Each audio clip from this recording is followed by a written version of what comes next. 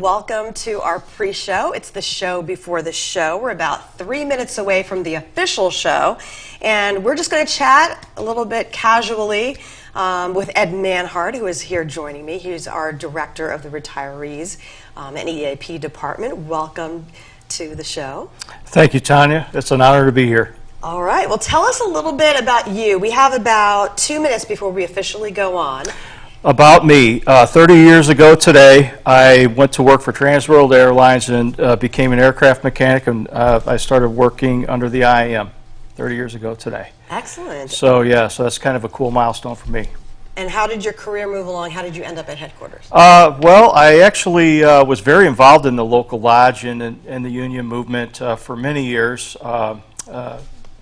working with all of the membership, with legislative issues. I was kind of, tapped to do that for a while because we were active in the community about the airline issues. So I did that with the legislative committee in our lodge. I worked with the Missouri State Council of Machinists and the St. Louis Labor Council. I was also able to take care of our local lodge newsletter, and I worked with Brother Dave Stack, who recently passed and we miss.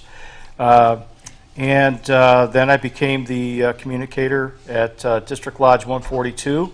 From there, I went on to become the educator for Midwest Territory, and I've been in this current position for the last 3 years. So that's why you're so comfortable in front of the camera, because you've been a communicator. I don't know if that's the case, but I mean, this is really what we do, and it's very natural for me to talk about what we do and be part of this great union. Excellent. Okay, we don't want to give the whole show away, but really briefly, we have less than a minute. Last time we saw you was in March. Yes, ma'am. And we have a room full of retirees that we're going to show you in a moment. Not quite yet, but it's 3 o'clock, so let's get started. Activate your voice! Activate it now! Live from Maryland, this is Activate Live!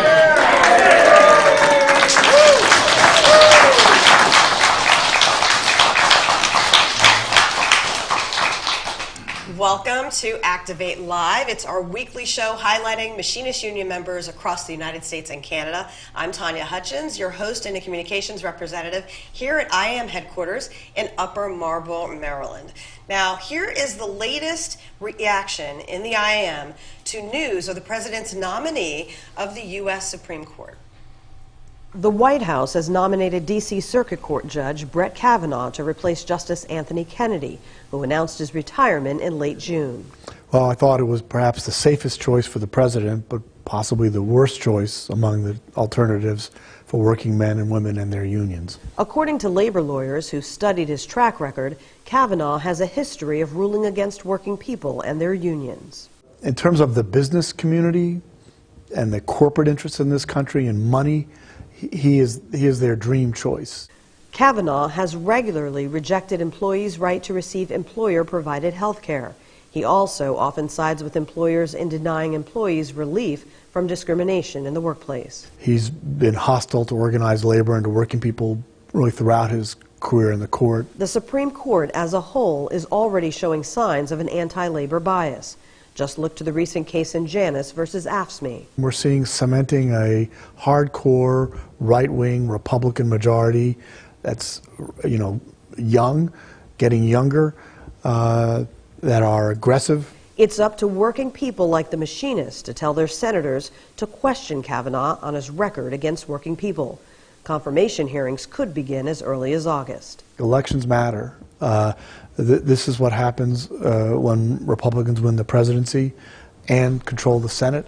And until we vote and take back the Senate and take back the presidency, this will continue to happen. So mobilize now, mobilize tomorrow, and mobilize in the future. That's really the only hope to take the country back. We'd like to thank IAM General Counsel Mark Schneider for taking the time to put his perspective on this latest pick for the U.S. Supreme Court. So keep an eye on iMail and all of our social media pages for the latest information, including our website, goiam.org. Now, we asked you all over the holiday, the July 4th holiday, to send us pictures about what you were doing during that holiday. and some of you actually answered that call. So we're going to take a look at a few of those pictures.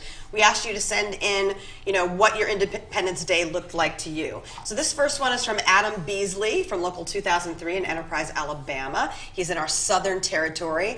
I don't know how many flags are there, but he did some hard work, so go Adam. This is from, we went through Bill Lipinski, it was from our Midwest Territory. This is from IM 837 in Missouri. I also think Wendy Osborne, that was her dogs, Wendy Osborne, and you saw a quick pic of me. That's Bill Lipinski's motor there. Bill, if you're watching, you're going to have to write in comments exactly what this is and why you were working on it on the 4th of July holiday.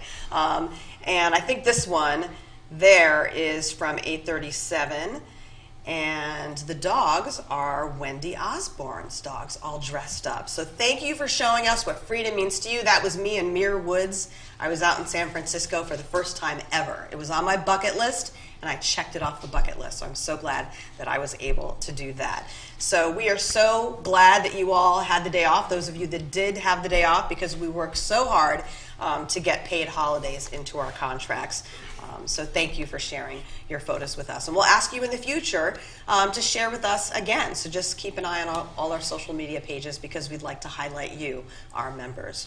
Well, this is somewhat of a special edition of Activate Live because we have a live studio audience full of retirees that are hard at work all across the country, the U.S. and Canada. Are there any Canadians in here? All right, see, we have plenty of Canadians. A few of them are speaking with us today. Do we want to show our live audience yet? There they are, all right.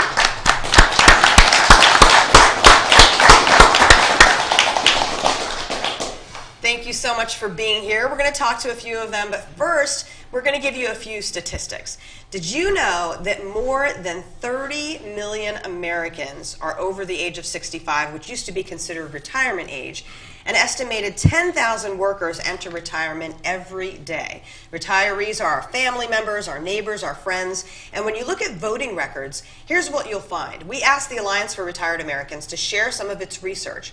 More than 137 million Americans voted in the last presidential election. Retirees made up 16% of those voters, who traditionally vote in larger numbers during midterm elections. This November, pollsters expect nearly 34% of voters to be retirees. That's great news for seniors making their voices heard in voting booths across the country in every territory of the Machinists Union.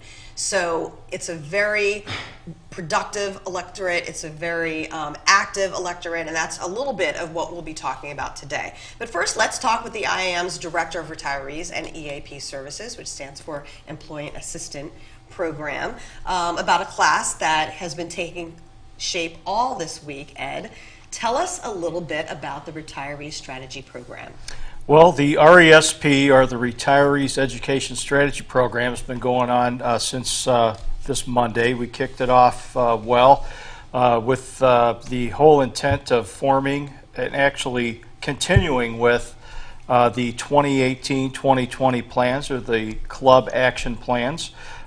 We start off the week where we have our retirees learn about how to form a club, how to form a committee, what's the best way to do that, how to get other people involved. Then we have them start off with a small action plan. Then we have several guest speakers, a lot of them which come out of headquarters. They come down and they help us out with the latest and the greatest. What's going on in the legislative arena? What's going on with Social Security? We've had strategic resources to explain what's going on with Social Security and Medicare, the state of those programs as they prepare to go to Capitol Hill. So we had a really good prep time for them to go lobby today. So tell us, why is it so important that we have these clubs organized so well? Well, because if we have the clubs organized well, we keep everybody in touch with their union. And when we keep the retirees active and we keep them in touch with our union, we're able to educate the younger members that are in the union, and they're able to mentor those younger workers, and those younger workers are able to help our retirees too. With a lot of the things that go on with the local, and especially in forming and maintaining a retirees club and committee. We have a lot of experience in this room. I mean, if you think of all the years of work that everyone collectively has done, that's a lot to pass on. It's amazing. I mean, we couldn't be more proud of all the folks that are with us today and all of our retirees. If it weren't for our retirees, we wouldn't have the great union that we have. I mean, the historic nature of what they've done and where we are today, it's really makes me feel proud, you know, to be a machinist and to have all of them that have come before me, and now they're back with us and they're helping us. Now, the retirees are in these clubs are working on organizing. Oh, yes. And tell us a little bit about that, because it's taken a step up. Oh, yes. Thank you for asking about that. We started off a little more than a year ago with trying to get retirees interested in, you know, coming back into the lodge. And one of the best ways, because of their experience with, you know, their industry, where they're from, and especially with mentoring the new person, we have been able to bring people up to where we can get them to fill out an organizing form to volunteer online. Or and that is available online. This right? is available online. There it is. Okay. Or they could work, you know, by going and applying online or through the IAM mobile app. So there are several ways for them. We have tablets, which there are 50 per tablet. If anyone wants to contact our department, we'd be more than happy to send them out to their lodge. And we would ask that all lodges support the retirees' efforts in the organizing and in the lodge with the committee and with a club, so that we could keep everyone attached to the union. And you have an open door, don't you? I know people Absolutely. call your office all the time. Yes, ma'am, they do. We have the phone number that we can put up on the screen. If you'd like to call and you have any questions for the Retirees and Employee Assistance Program Department, just call this number. It's 301-967-4717. That's 301-967-4717. And the information that Ed talked about is on our website, which is goiam.org. That's www.goiam.org. And if you want to navigate through that, you just click on departments and then go down to headquarters, and then you'll see the retirees department is listed right there, and you can find all of the information that you need. And if you need help, just call the number. Anything else you'd like to mention, Ed? Well, I would just like to mention that our retirees have been up on the Hill today, and we've prepared very well all week long for this, and we're looking forward to sharing that experience tomorrow morning. And we would like to also just make sure that all retirees out there know that they're always welcome to attend our programs, and we'd love to have them come in, because there's always something that everybody can learn from one another, and we really appreciate all they've done. Excellent. Thanks so much for joining us, Ed. Thank you very much, Tanya. It's my pleasure. So what do you think? You can clap. It's okay.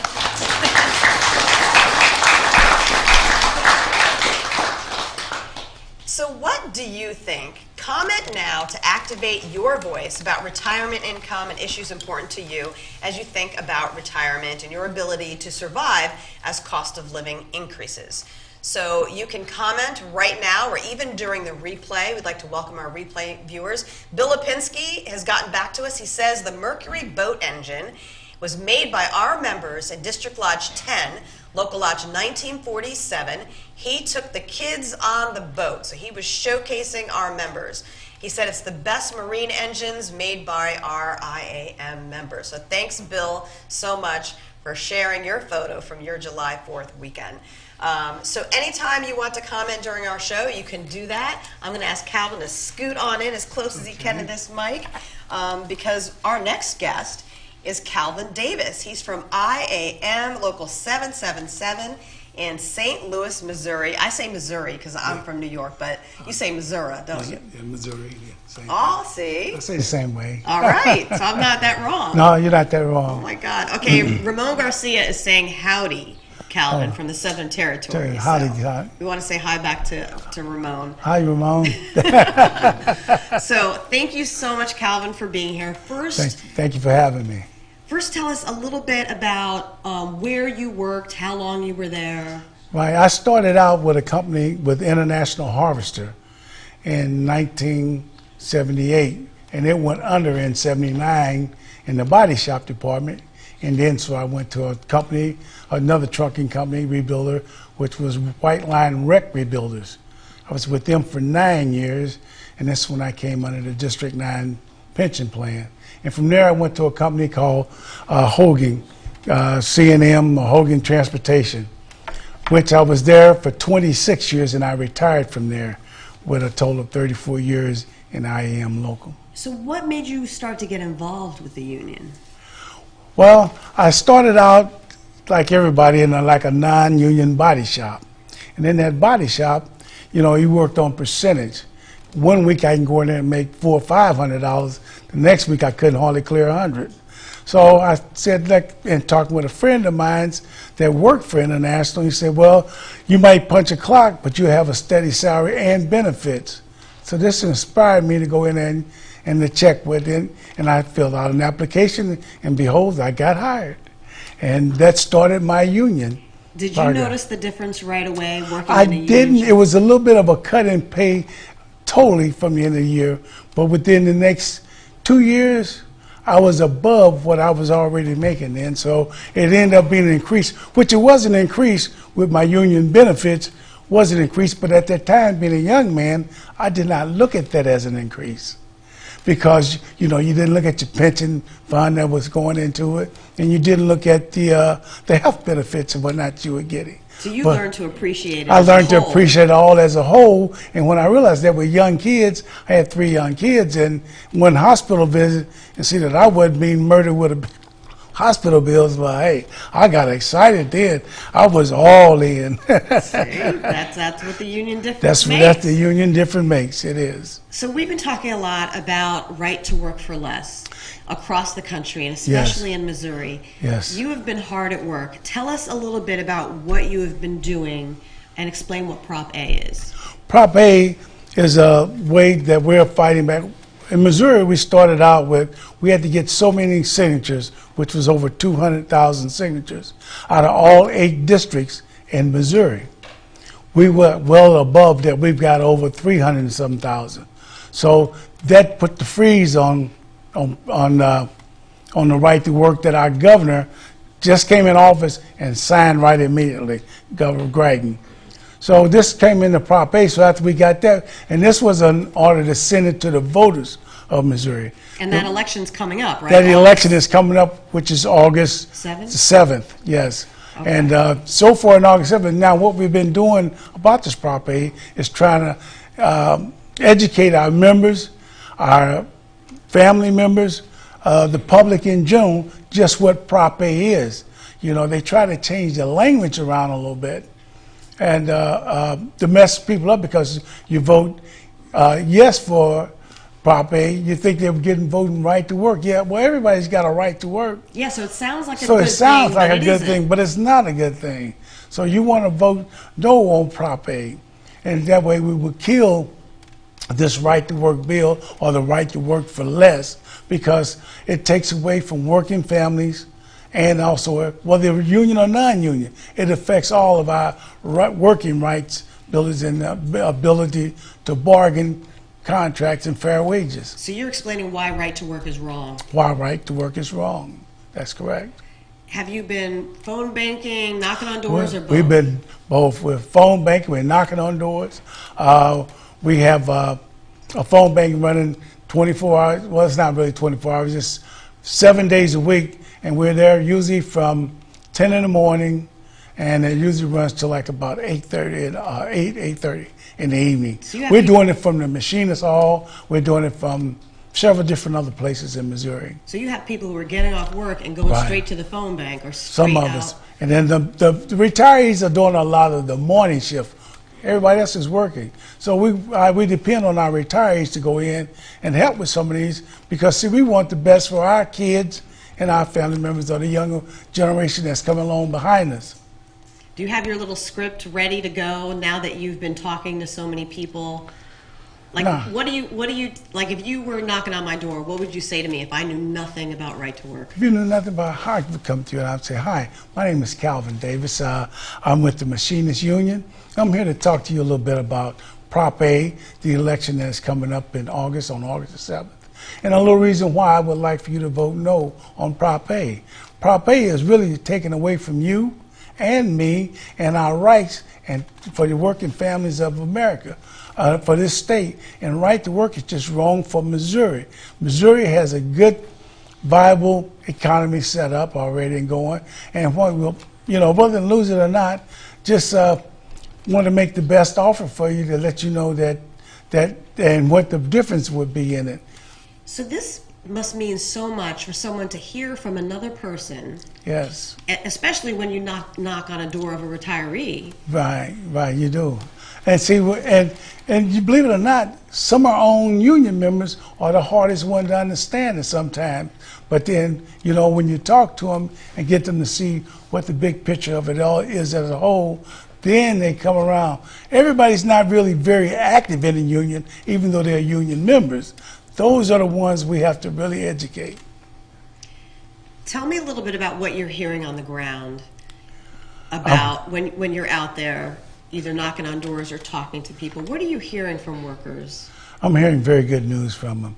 A lot of them. And see, right to work was defeated in 1978 by the voters of Missouri. But the House and the representatives we have in Missouri, which is a Republican House and Senate, they are just refusing it. A big business is steady pouring money in to try and undercut workers. So I'm hearing very good news from the general public, and our message is getting out well. And I look for a big win on August the 7th. Well, I hope so. We're trying to give more power to Main Street and not so much to Wall Street. That's right. That's right. Well, we're hoping to hear from our viewers who are watching now, whether they're watching live or the replay later on. Okay. Because we have made it very easy for people to comment and either give their support and tell us what they think. So I'm just going to refresh my screen right here so I have all the latest comments on there. Anything else that you would like to mention for anyone who may not know a lot about getting involved with the union in Missouri? Getting involved in the union in Missouri, yeah. If you're retired and you want to join a retiree club, where our doors are open and we're taking any union member and their spouses. Our doors are open, their clubs are open, and we're really looking forward to maybe. If you ever, I also work with the Retired for America Alliance for Retired Americans, the ARA, and we have a big push going on that in Missouri as well. And we have a convention coming up on the 17th for all our retirees, 17th of July, which is next week. So we're involved in getting everything, the biggest of things, moving in Missouri. I know what I wanted to ask you. What motivates you to get out there and work so hard? Because I've learned so much from it. And when you come through the ranks, I came through the ranks of an officer from the Sentinel all the way up to president of my local. I was president of my local for 10 years of Local 777, and I am a very proud union member and a hard worker for them. Well, thank you. We appreciate all your hard work. Thank you, and thank you for having me.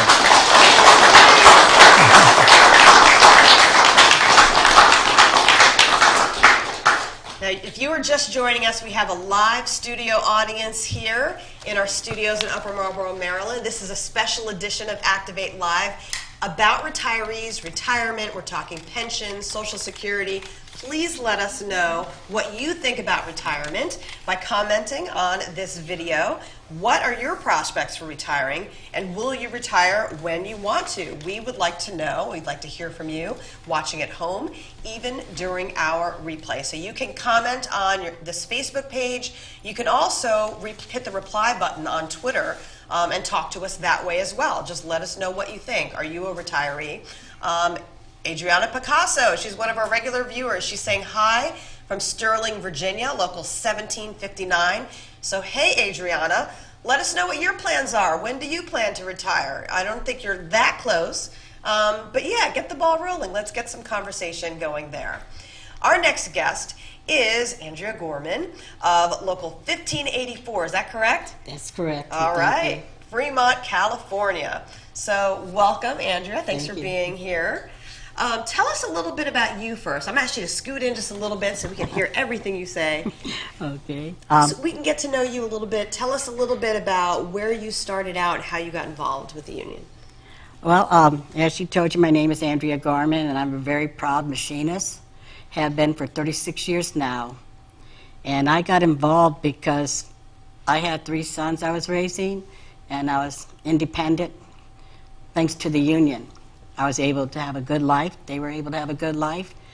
And I wanted to say thanks back to all the people that worked so hard to get me what I had gotten, because without them working first, I wouldn't have had the great contracts and the great life that we had. What do you think about this class that's going on a couple times a year down at the Whipplesinger Education and Technology Center in Hollywood, Maryland? I think it's really important because as retirees, we're close to we're all proud union people, and being among each other, we get to relate to the past and see a great future ahead because of some of the work we've been doing as well as what people have done before us. So the class, to me, is a way that we get to see our accomplishments and build it more. Now you, I understand, went to Capitol Hill today. Yes, we and did. lobbied, and one of the issues that you talked about is Social Security, and I think we have a graphic that we can put up on the screen. The average annual benefit, looking at records from 2015, is $16,101. That's the average Social Security benefit. Do you think most people are surprised at that number? Well, yes, a lot of people, I think, I have found people thought people got more, but when you retire, because you work so hard and you work all your life for your retirement. But if it wasn't for having our pension to go for our Social Security, people could not just live on Social Security. So what did you tell your representatives when it came to the issue of Social Security and pensions when you spoke to them? That's an entitlement. We earned it. We paid into it. It's nothing they're giving us. It's nothing coming out of tax dollars. And it's we give up other rights that we have in the past to work, to get pensions and get Social Security. They should never even think about touching it. That's what I was going to ask you. How does it make you feel when you hear of the prospect of someone trying to take away a pension or even Social Security benefits from somebody who's already retired? All I can think of is they work. Don't they realize anytime you get one benefit, they've taken already away from you something else that they did not give you. You might have taken less pay an hour, one more day you had to work, but you earned that money. They never gave it to you. So they should never even think about taking it from you because you've already earned it. I mean, if you think about taking away money that someone is depending on, and we all think whether we're working or not working, what if we didn't have that paycheck? Or what if somebody cut our paycheck in half?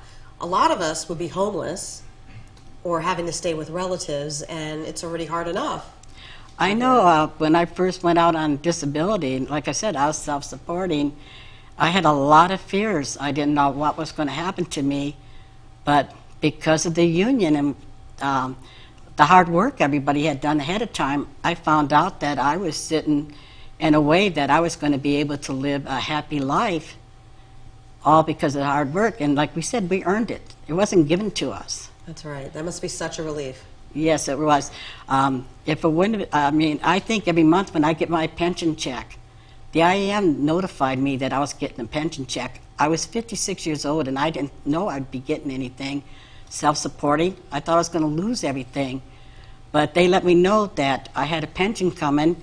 And I remember when I worked at Sherwin-Williams, we were there for 7 years. In '88, they were going to close us, and you needed 10 years to be vested. Our union rep, Bob Moffitt, talked to the plant manager into letting him say, hey, there's 27 that will lose their pension that they've worked for because they're not vested. But in '89, in January, that law is going to change from 10 years to 5.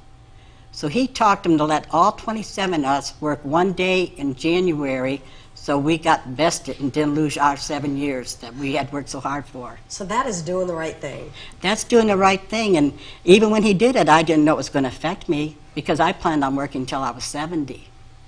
But, when you're young, and to me now that you're young, that time it didn't, but I kept planning, I'm going to work till I'm 70. I mean, I wasn't worried about a pension. I wasn't worried about Social Security.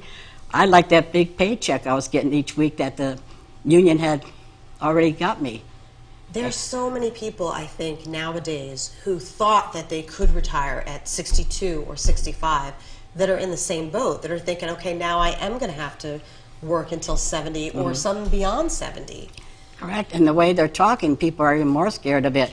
But because of the IM pension and my Social Security, I'm financially strong.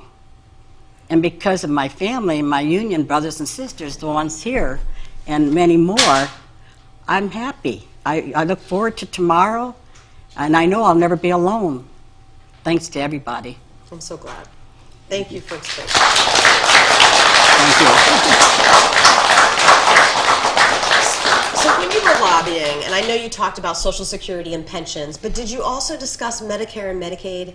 We did. We brought up, why it's important that universal health care, that people shouldn't have to worry. The medicine, everyone, the knowledge is out there, the drugs are out there, and yet people are worrying that their loved ones are going to die because it's not affordable or they can't get it. That should never be. We need to make sure there's universal health care for everyone because that's just the right thing to do. So you're doing okay personally. What are you hearing from other people in your local who are retirees? How are they doing personally in 2018? I have to tell you the truth. The IEM pension has, we're very fortunate that we have the IEM pension. Everyone I know say they're really glad that they have the IEM pension to go with their Social Security. They couldn't survive on one or the other. It took both. We feel financially strong, the people I talk to, but it's only because we have our IEM pension. And we fight for that. And we fight to for get that pension in negotiations with companies. So yeah, and we have to keep fighting with Congress and Senate and everything to keep our Social Security. It shouldn't be. We earned it. We earn it every day we work. And it's, we've already earned it. And we can't go backwards because once you do retire and you're up there, like they say, like I thought I was going to work till 70. Well, I'm looking now like that was really dreaming big because physically you're not really up to it. I get to go out and enjoy life and not worry about it and be able to, my health is okay for what I do every day. But if I had to go to work every day and that, no. You mentioned when you were like 55, 56. What is your message today to all those 55, 56-year-olds out there who are thinking about retirement? Well, like I said, all I cared about at first was that paycheck going home because I was enjoying it. But you have to think for the future because you got to help yourself. There's not too many out there that's going to help you. Thank you so much, Andrea, for coming to join us. We appreciate it. And thanks to all of our retirees that you see here that were lobbying on Capitol Hill today. All of them have been hard at work, just pounding the pavement on Capitol Hill, and they've been here all week in Maryland at our training center. It's the William W. Whipplesinger Center in Hollywood, Maryland. So they have been down there all week for this retiree strategy program. For more information, if you would like more information on anything that we have talked about today, you can go to our website. You can contact the Retirees and Employee Assistance Program Department here at the IAM. Call 301-967-4717. That's 301-967-4717. You can also go to our website, which is goiam.org. That's goiam.org. Just click on departments and then headquarters, and then you'll see the retirees department listed there. And if you really have a pen and paper with you at home, you can write down 9000 Machinist Place, 3rd floor. And is Ed still here? Thanks. Ed, what's your room number? 315. 315, okay? So it's 9000 Machinist Place, room 315, Upper Marlboro, Maryland, 20772. If you want to use snail mail, you can do that. So you too can join the conversation. Just let us know what you think on Facebook and Twitter. On Facebook, go ahead and comment on this video, even if you're watching the replay. And Bill Lipinski says, "Hey Ed, great to see you, brother." So you got a message there from Bill Lipinski. He's waving, Bill, so he says hello back to you. If you're on Twitter, you can also hit the reply button and talk to us that way. We do appreciate all retweets on Twitter. And if you're watching us on YouTube, you can use that live chat button, and your comments will stay up there as well. So let us know what you think on retirement, whether it be income, cost of living, or benefits. And we would like to thank all of our guests and our live studio audience because we are also going to have another audience on Friday during a special French edition of Activate Live. Before we get to that, though, I want you to grab your pens and pencils or keep them in your hands because it's time for our calendar of events and reminders. We want to remind you that registrations are due now for the September EAP4 class. That deadline is July 22nd. So try to get your applications in by July 22nd if you'd like to take that September EAP, Employee Assistance Program 4 program. As far as our special events go, we have the TCU IAM Convention coming up in Las Vegas, July 24th to the 26th. August 12th through 17th is our IAM Safety and Health Conference. That will be in Hollywood, Maryland. August 8th to the 11th is the LACLA Convention, Labor Council of Latin American Advancement. I got it on the first try. That's going to be in San Juan, Puerto Rico. August 23rd to the 25th is the Pride at Work Convention. That's in Phoenix, Arizona. That is going to be hot. I guess it'll be hot in Puerto Rico as well. Yeah, speaking about hot, September 10th to the 14th is the Aerospace Conference in Fort Worth, Texas. So that's going to be hot as well. So dress accordingly. It'll be one of those deals where you're inside with air conditioning and you come outside and you feel like you stepped into an oven. But all of this information is on our website. We also mention it in our iMail that comes out twice a week on Tuesdays and Thursdays. So we want to make sure that you had all that information. And also, if you're heading to the TCU IAM Convention, I did want to mention that the Brotherhood of Railway Carmen Division is meeting July 23rd. That is one day before the full TCU IAM Convention. So if you're interested in that, just remember the Brotherhood of Railway Carmen Division is meeting July 23rd. So that is basically it. This is in French on the screen, and I don't speak French, but we're leaving it up there because we want you to join us, if you speak French, for a special edition this Friday morning. It's going to be sometime around 11 a.m. I'd say between 10:30 and 11 it may start, depending on when everybody gets here. It's going to be all in French, and that is thanks to all of our members in Quebec. I know in Spanish it's Quebec, and I think in French it's Quebec too. I know in English we say Quebec. Did I say that right? Quebec? All right. So I don't speak French, but I can try, okay? So join us on Friday. Spread the word if you speak French to all of our members in Quebec. And I'm going to try right here. Let me know, Canadian members, how I'm doing, okay? A vendredi, merci. That's all I know. Merci beaucoup. Thanks for joining us.